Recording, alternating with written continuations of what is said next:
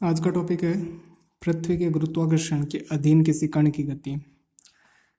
जब कोई कण या कोई पिंड स्वतंत्र अवस्था में जब नीचे गिरता है पृथ्वी की ओर, तब उस समय उसकी जो गति होती है वो एक रेखा के अंदर होती है, यानी सरल रेखा के अंदर होती है। तो हमारा जो चैप्टर चल रहा है वो यही है, सरल रेखा में गति। तो ये भी एक सरल रेखा की गति है। अब इसको हम दो भागों में विभाजित कर लेते हैं। एक तो जब कण पृथ्वी के धरातल से बाहर हो, यानी आसमान से गिर रहा है लेकिन पृथ्वी के धरातल से ऊपर ही है, वहाँ तक जब धरातल पहुँच जाएगा तब तक की गति। दूसरी बात, सपोज कीजिए धरातल को पार करके कण गुजर रहा है, यानी धरातल को पार करने का मतलब ये हो गया कि वहाँ पे सपोज कीजिए कोई ज़मीन में कोई सुरंग खोदी हुई है। तो जब कण पृथ्वी के धरातल को पार करके अंदर की ओर जाएगा, यानी केंद्र बिंदु तक जाएगा, तब ये इसकी दूसरी गति हो जाएगी। जब आकाश से लेकर धरातल तक आएगा तब तक उसकी जो त्वरण है वो देखो दूरी के वर्ग के व्युत्क्रमानुपाती है, जो अपन ने लास्ट क्लास में पढ़ा था, ठीक है। और जब कण पृथ्वी के धरातल के अंदर होगा, यानी पृथ्वी के धरातल के अंदर से लेकर पृथ्वी के केंद्र तक जब जाएगा, तब उसका जो त्वरण है वो दूरी के समानुपाती होगा। ये वाली चीज़ तो दूरी के समानुपाती, ये तो हमने उससे पहले वाली क्लास में पढ़ी थी। और ये दूरी के वर्ग के व्युत्क्रमानुपाती ये हमने लास्ट क्लास में पढ़ी थी। ये दोनों जब गतियाँ मिलती हैं तब हम कह सकते हैं कि जो कण है वो आकाश से लेकर धरती के केंद्र तक पहुंच जाएगा इन दोनों गतियों की हेल्प से, ठीक है। मतलब धरातल से बाहर ये चीज़ लगानी है और धरातल के अंदर ये वाला कॉन्सेप्ट लगाना है।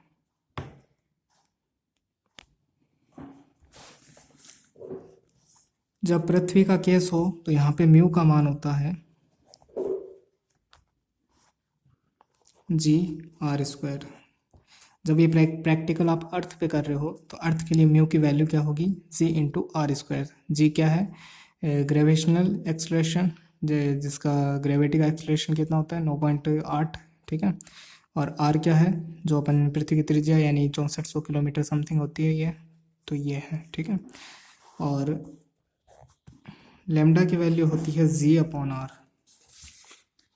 लेमडा की वैल्यू c/r। जी वही ग्रेविटी का एक्सलेशन और r क्या है, अर्थ की रेडियस। अब देखिए, अब इस पे एक सवाल कर लेते हैं तो आपके और ज़्यादा क्लियर हो जाएगा। हाँ देखिए, क्वेश्चन मैंने नोट कर दिया है, एग्जाम्पल 4। यदि कोई कण है और वो कहाँ से गिर रहा है, अनंत दूरी से, विराम अवस्था, यानी अनंत दूरी पर था उस समय वो विराम अवस्था में था, फिर गिरना प्रारंभ करता है, वहाँ से गिरना प्रारंभ करता है और कहाँ पे पहुँच जाता है, पृथ्वी तल पर गिरता है। तो पृथ्वी तल पर उसका वेग कितना होगा, जब वो पृथ्वी तल पर गिरेगा उस समय उसका वेग कितना होगा। तो विराम अवस्था से शुरू कर रहा है और पृथ्वी तल की ओर गिर रहा है, पृथ्वी तल पर जब पहुँचेगा उस समय उसका वेग इतना बढ़ जाएगा और वो वेग, बढ़ा हुआ वेग आपको बताना है कितना है वो। फिर एक साथ में एक बात और दी है कि सपोज कीजिए उसकी गति को अपन प्रारंभ रखें, है ना, तो पृथ्वी के केंद्र पर पहुंचने का उसका वेग क्या होगा। दो तरह के वेग बताने, एक तो पृथ्वी की सतह पर उसका वेग बताना है और एक जब केंद्र पे पहुंच जाए तब उसका वेग बताना है। जब पृथ्वी की सतह से बाहर रहेगा तब तो अपन ये वाला सूत्र काम में लेंगे, और जब पृथ्वी के अंदर पहुंच जाएगा और उसके केंद्र की ओर गति करेगा तब हम ये वाला सूत्र काम में लेंगे। यानी पूरी गति को दो भागों में विभाजित कर रहे हैं हम, और दो तरह के सूत्रों में विभाजित कर रहे हैं, ठीक है। तो पहले अपन बात करते हैं जब वो अनंत से पृथ्वी की सतह पर पहुंचेगा। तो देखिए,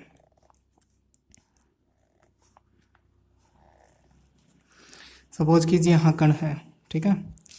अब ये पृथ्वी के ग्रेविटेशनल फोर्स से इसकी तरफ आकर्षित होगा और ये दूरी क्या है, x बराबर अनंत है यहाँ पर। तो यहाँ पे वेग कितना है, उसने कहा विराम अवस्था में कोई गति नहीं हो रही, इसलिए वेलोसिटी क्या होगी, 0 होगी। अभी पृथ्वी की तरफ गिरना प्रारंभ करेगा, ठीक है। आप सोच रहे हो कि ऐसे गिरना चाहिए, लेकिन पृथ्वी हर चारों तरफ से इसको आकर्षित करती है, चाहे बिंदु कहीं भी हो तो गिरेगा पृथ्वी की ओर ही, ठीक है। तो अगर इस डायरेक्शन में तो ऐसे नहीं गिरेगा, ये इस तरफ ही गिरेगा पृथ्वी की ओर। अब ये सेंटर पॉइंट हो गया, इस सेंटर पॉइंट को अपन ओ मान लेते हैं, ठीक है। तो अभी देखिए ये यहाँ की और इस तरफ गति कर रहा है। फिलहाल हम इस वाले गति के बारे में बात करते हैं। अभी जो मैंने आपको बताया दो भागों में विभाजित कर ली, ये पहला भाग है और ये वाला दूसरा भाग है। तो इसको एक बार ए नाम दे देता हूँ और इसको एक बार बी नाम दे देता हूँ, ठीक है। तो पृथ्वी के जब बाहर रहेगा, यानी ए से बी तक की गति,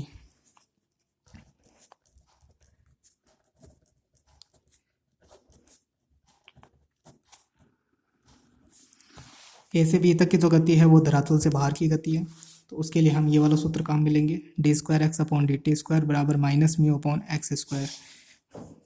तो d square x upon d t square minus mu upon x square, और जो म्यू है उसकी वैल्यू क्या है पृथ्वी के संदर्भ में g into r square, g into r square.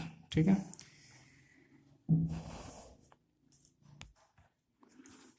इसको मैं क्या लिख सकता हूँ, v D we upon D x. मैंने इसको देखो पहले ये एक्स और टी के चरों में था और इस तरफ एक्स का फॉर्मूला है न कि टी का फॉर्मूला है, तो मैंने इसको किस में चेंज कर दिया, V D we upon D X. ये दोनों बातें एक ही होती है, आपको शुरू में बताया था मैंने। अब ये वेलोसिटी और एक्स के फलन में है, ठीक है, तो इस डी एक्स को अपन अगली बार इधर भेज देंगे, डी एक्स को इधर भेज देंगे।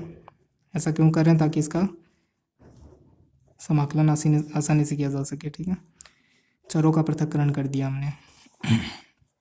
तो ये क्या हो जाएगा, वी स्क्वायर अपॉन 2, और इसका समाकलन करेंगे तो 1 जोड़ेंगे इसकी घात में, तो ये हो जाएगा, फिर उसे डिवाइड करेंगे नेगेटिव से, तो ये नेगेटिव नेगेटिव पॉजिटिव हो जाएगा, और इसके साथ एक कांस्टेंट। ठीक है,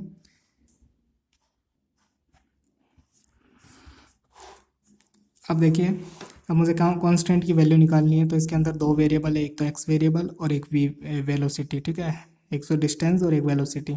तो हमारे पास जो इनिशियल रिजल्ट थे, प्रारंभ में जो रिजल्ट थे वो क्या थे, एक्स इन्फानाइट हो तो वेलोसिटी क्या होता है, 0 होता है, तो यहाँ रख देंगे। जब एक्स इन्फानाइट तो वेलोसिटी 0, तो यहाँ इन्फानाइट रखेंगे 0 हो जाएगा, वेलोसिटी 0 रखेंगे 0 हो जाएगा, तो हमें सी की वैल्यू मिल जाएगी। तो जब भी आपको कोई कांस्टेंट की वैल्यू निकालनी होती है, तो आपके पास कोई प्रारंभिक कंडीशन होती है ना, तो उसको पुट कर देते हैं अपन, तो आपको जो कांस्टेंट आता है उसकी वैल्यू मिल जाती है। तो हमें यहाँ पे सी 0 मिल गया। तो अब हम देखो यहाँ से वी स्क्वायर निकाल लो, क्या आता है, 2 को इधर मल्टीप्लाई किया, जी आर स्क्वायर अपॉन एक्स। ठीक है, अब ये देखिए एक सूत्र बन गया, यानी वी और एक्स के अंदर एक सूत्र बन गया। यहाँ एक्स रखते जाओ, उसका जो वेग है वो निकालते जाओ। ठीक है, जैसे एग्जाम्पल, अगर मैं ये एक्स बराबर अनंत रखता हूँ तो देखता हूँ कि यहाँ कितना वेग आता है। तो यहाँ एक्स अनंत रखो, तो अनंत रखते क्या हो जाएगा, 0, तो मुझे पता चल गया वहाँ पे वेग कितना था, 0, और रियल में वहाँ पे वेग 0 ही था। ठीक है, अब अगर मुझे बी पर वेग निकालना हो, बी क्या है, यानी सतह,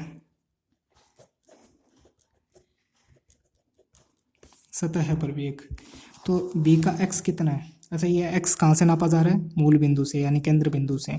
तो ये देखो, ये अनंत कैसे नापा हमने, यहाँ से यहाँ तक की दूरी अनंत है। अनंत उसको कहते हैं जो हमारे जैसे मेजर एरिया से बाहर हो, यानी हम जिसको नाप नहीं सके उसे हम अनंत कह देते हैं। ठीक है, तो बी का मेज़र करो कितना आ रहा है, ओ से अपन मेज़र करेंगे, कितना नापो इसको, कितना आएगा, ये जो हमारी धरती है, अर्थ है, उसकी रेडियस है, रेडियस आर से डिनोट करते हैं अपन। तो यहाँ पे मुझे पता चल गया एक्स कितना है, यहाँ पर आर है, तो एक्स बराबर आर रखने पर यहाँ एक्स रखते जाओ और उसके जो करस्पॉन्डिंग वेग है वो निकालते जाओ, यानी एक्स बराबर आर पे वेग निकाल लो कितना आ रहा है।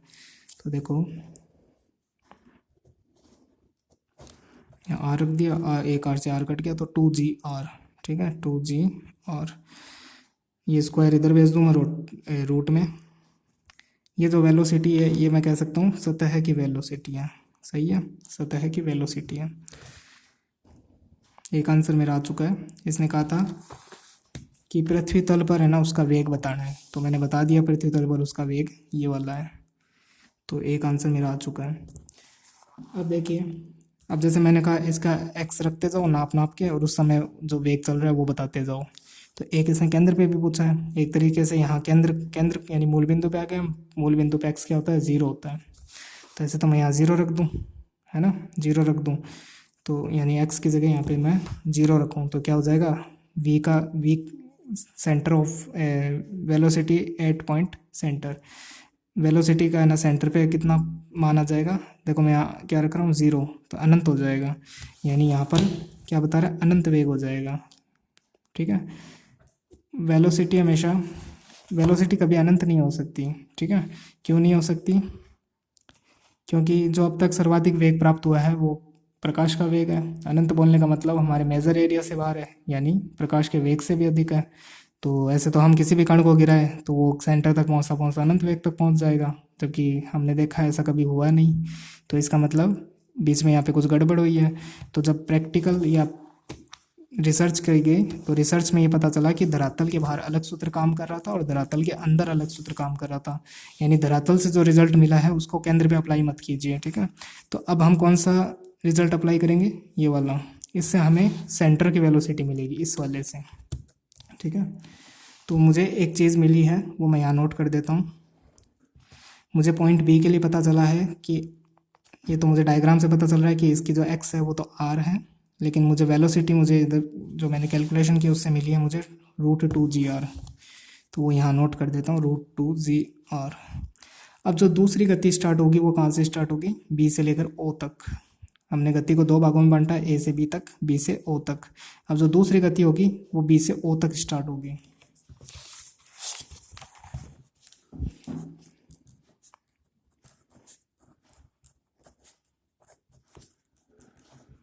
बी से ओ तक की गति। जब पहले गति ए से बी तक स्टार्ट हुई थी तब उसकी प्रारंभिक सिचुएशन ये थी, इनिशियल सिचुएशन ये थी, प्रारंभ में उसकी जो कंडीशन थी वो ये थी। अब गति बी से ओ तक स्टार्ट हो रही है तब उसकी प्रारंभिक कंडीशन क्या है, ये वाली है। तो मैं यहाँ नोट कर देता हूँ एक बार।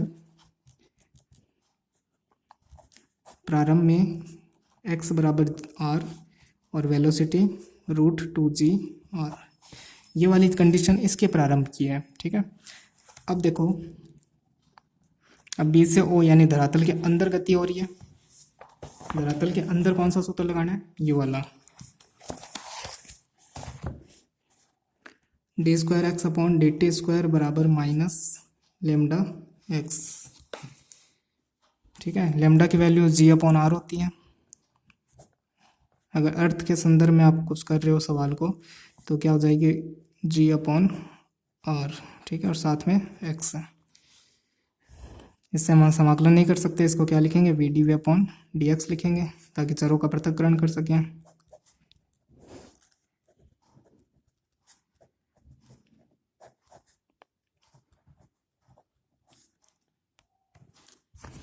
ये x गुणा में है ना, मैंने डिवाइड में लगा दिया,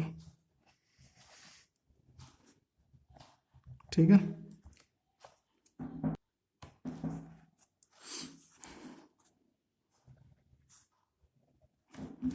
हाँ, अब देखिए, अब हम इधर समाकलन कर सकते हैं। ये तो कांस्टेंट है g और r, यहाँ पे इसका समाकलन कर देते हैं। तो v²/2 बराबर -g/r, और इसका समाकलन कर देते हैं x²/2, और साथ में कांस्टेंट आ जाएगा b, c2 लिख दो, ठीक है। अब देखो, अब मुझे c2 निकालना है तो इसकी प्रारंभिक कंडीशन क्या थी, जब x बराबर r था तो v बराबर ये था।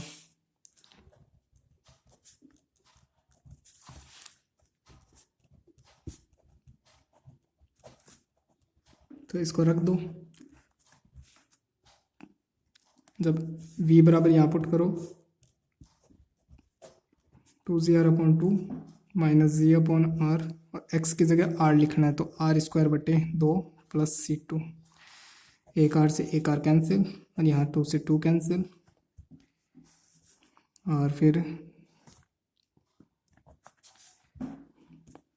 2 को इधर मल्टीप्लाई कर देते हैं तो ये 2g/r हो जाएगा, और ये 2 फिर इससे भी मल्टीप्लाई होगा 2 से 2, और साथ में ये -g/r इधर आ जाएगा प्लस के g/r बराबर। तो 2 से 2 की वैल्यू आ गई 3g/r। यहाँ से c2 निकाल लो 3g/r/2, ये वैल्यू यहाँ पुट कर दो। g/r बराबर नहीं, ये वैल्यू c2 के अंदर पुट कर दो वेलोसिटी वाले में। तो v²/2 बराबर -g/r x²/2, और c2 की जगह पुट कर दो 3g/r/2, ठीक है। सारे 2 कैंसिल हो रहे हैं तो यहाँ से वेलोसिटी v² बराबर आ जाएगा 3g/r को मैं एक बार आगे लिख देता हूँ, ये नेगेटिव है, gx² r रूट में। ये स्क्वायर इधर भेज देंगे तो रूट में हो जाएगा। तो वेलोसिटी का फॉर्मूला आ गया हमारे पास। अब हमें अब जो कण है वो बी से ओ तक की गति कर रहा है और हमें अब यहाँ से एक्स रखते जाओ और वेलोसिटी निकालते जाओ। तो इसने कहाँ पे पूछा है? पृथ्वी के केंद्र पे पूछा है। तो पृथ्वी के केंद्र पे एक्स कितना होता है? 0 होता है।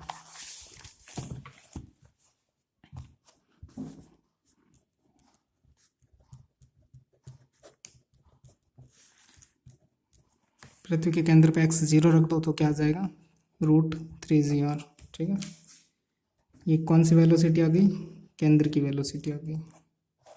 ये दो तरह की वेलोसिटी उसने पूछी थी, तो आपको दोनों अलग अलग फॉर्मूले काम में लेने हैं। और यहाँ थोड़ा सा मैंने बट्टे में एक्स रख दिया था, ये देखिए एक्स ऊपर था, मैंने इसको बट्टे में रख दिया था। ठीक है, तो ये थोड़ा सही कर लेना। ठीक है, बाकी हो गया सवाल। अब इससे जुड़े हुए क्वेश्चन आप लोग करके देखिए। मतलब इस चैप्टर में दो तरह के क्वेश्चन, एक तो जैसे अर्थ से संबंधित जिसमें आपको दोनों तरह के फॉर्मूले यूज करने पड़ेंगे, या फिर जो हमने पहले फॉर्मूला पढ़ा था, जो कलम में सवाल किए थे, जैसे टी निकालना। ठीक है, समय निकालना कल आपने पढ़ा होगा। तो ये वाले फॉर्मूले, दो तरह के सवाल मिलेंगे इस चैप्टर के अंदर आपको।